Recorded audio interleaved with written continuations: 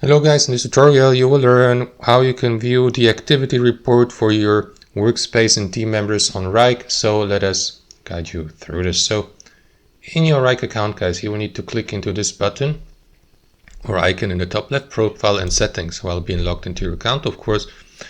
Then here on the left hand side, what you want to do is navigate to activity reports on the left hand side.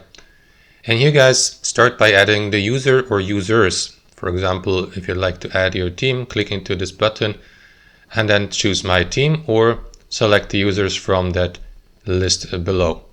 So if you select my team, the activity report will include all the necessary activity metrics for your entire team, right? If you'd like to remove the given user or team, click into this X button to exclude it from the activity report.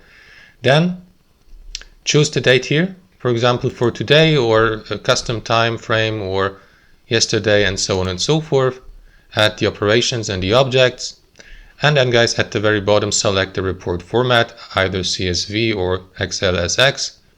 To open it, for example, I don't know, with Google Sheets or Microsoft Excel, and then click into Get Report to download the file in the given format and on your device to open it. And that's how it works. Thanks for watching, and I'll see you next time.